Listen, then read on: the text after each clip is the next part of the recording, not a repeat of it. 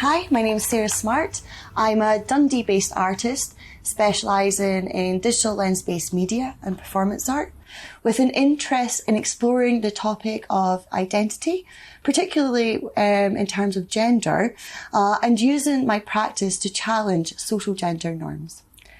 But during this presentation, I'm going to answer some questions about the project which I developed for Inkfest 2022 as part of LGBTQ+ History Month, and offer some tips and advice to any new and emerging artists. So I applied to the Shaper Caper Artist Bursary for Inkfest 2022 to support the development of the Tay Pride project. So this project consisted of a series of recorded conversations and photographic images celebrating the unique and vibrant individuals that collectively form the LGBTQ+ community in Dundee.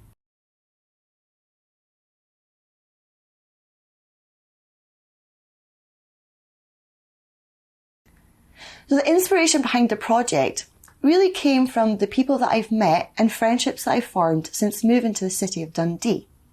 And how for me personally, living in a bigger city and engaging with a more diverse group of people had given me not only the opportunity, but also the confidence to explore and shape my own identity.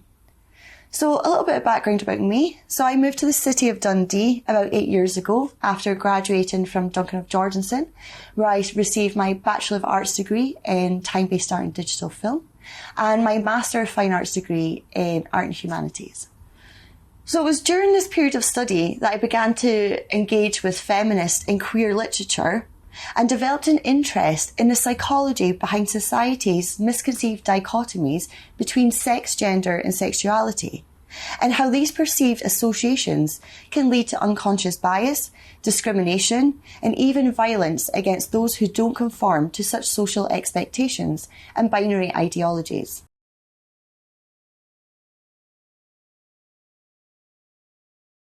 Using digital lens-based media as a tool to challenge these social stereotypes is of particular interest to me, as I often feel that mainstream media is guilty of reinforcing these binary ideologies through its outdated, archaic portrayals. And I wanted to confront these by offering a refreshing, unique and insightful representation of the individuals involved in my project. So in order to give a true and honest representation of my subjects through the photographic medium, it was first important for me to take time to connect with these subjects and get to know them on a deeper level. So to achieve this, I developed a series of open-ended questions to aid conversations and encourage my subjects to chat openly about their lives and interests, as well as their personal experiences in relation to their self-identification. Through the development of the Tay Pride project, I've been able to expand on my existing community and knowledge of other people's experiences and challenges that they've faced as an LGBTQ+ member within the city of Dundee. I hope that this project has been successful in giving my models a platform to have their voices heard, and that the body of work produced during the project acts as an informative resource for others to engage with. And in years to come, as society inevitably goes through periods of transition, that the Tay Pride project will act as a historical record of the LGBTQ+ community in Dundee today.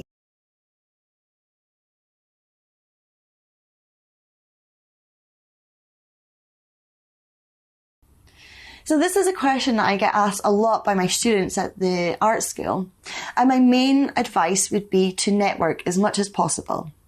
So there are different ways of doing this.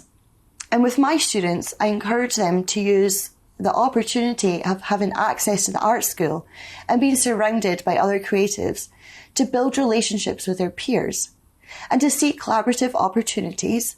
So whether that be working together on a particular art project and utilising each other's skill sets, or working together to put on an exhibition. For me, I found that many of my opportunities after I graduated came from the network that I developed as a student, since a lot of these people went into curatorial roles, and having had previous knowledge of the type of work I produced, I find that I received a lot of invitations and opportunities to exhibit and develop new work from these connections.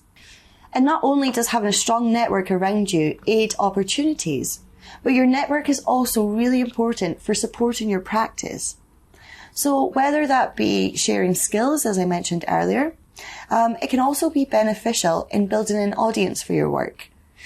And I think that Dundee in particular is really great for that, in the sense that although the community is relatively small, it's evident that there's a lot of support from artists for artists. And whether you have an exhibition at one of the larger institutions like the DC or the Cooper Gallery, or whether you're showing work at smaller grassroots venues such as the Federation Gallery or Generator projects, there's always such a large number of attendees at these events. In addition, I would also encourage people to attend openings of art exhibitions, because this is another great way to meet other artists and build on your network outside of a formal educational institution. Also, visiting galleries and engaging with artwork by other artists in general can be really beneficial in seeking inspiration and motivating you to develop new ideas or techniques which you might want to implement within your own practice. Another thing I would say from my experience is don't wait around for opportunities to come to you, or to be too tunnel visioned in your search of ways for exhibiting your work. So I spent a lot of time after I graduated trying to get into well-established galleries such as the Royal Scottish Academy, which is extremely competitive, and not only that, would cost money to apply and submit your work to. And while it can be a great opportunity if you're lucky enough to have your work selected for their shows, to have your work seen by the large audience and potential art buyers that these institutions attract, it's not really ideal if you're not yet at the stage of financially gaining from your art practice and you're struggling to afford those submission fees.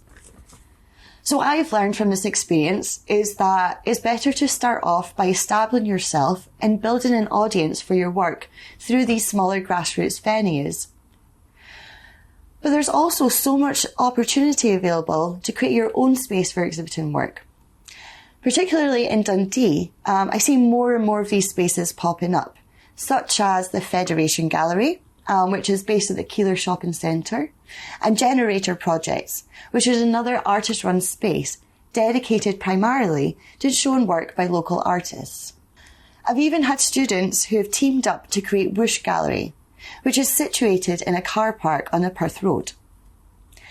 The premises for this was very simple, in that the team would invite artists to create A4 pieces of work which they could print at a very small cost and would paste on the wall of the car park. And, just like any other gallery, they would host exhibition openings, artist talks and events, and they gained a lot of success and were able to then apply for funding to expand on their outreach and bring other artists from outside of the city to Dundee to exhibit. In so many cities around Scotland and probably beyond, there's so many empty office buildings and shops in the city centre. There's so much potential for artist takeovers.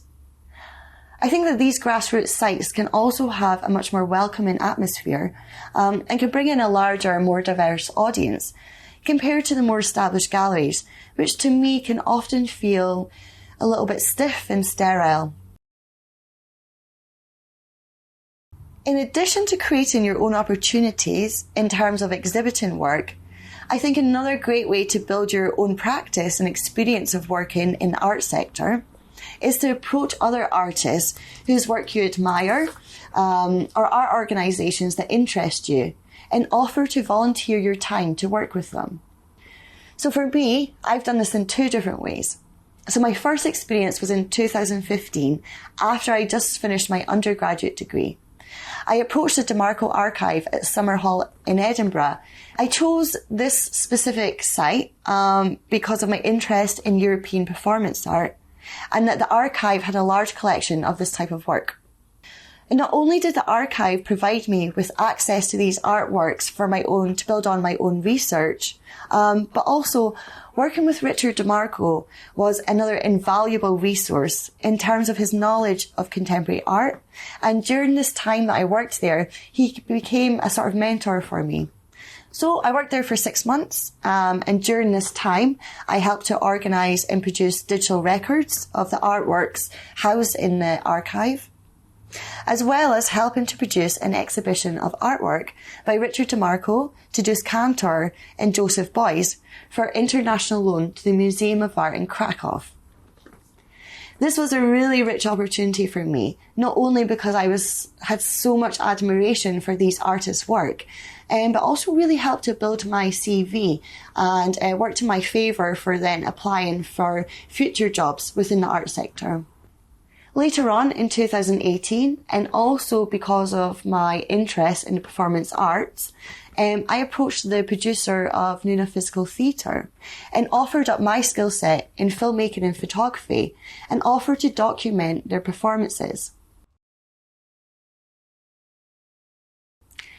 Through this connection that I built with the company, I was then offered the opportunity to work as a performer, and I then helped to develop 2 new works, one which we performed at the Vienna Museum of Design, and then the other one which we performed at the Rep Theatre.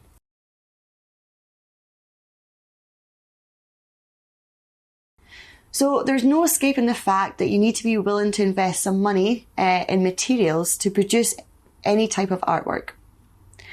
Particularly working in the field of photography and videography, as you can imagine, can become really expensive. But I think you need to build up your equipment over time.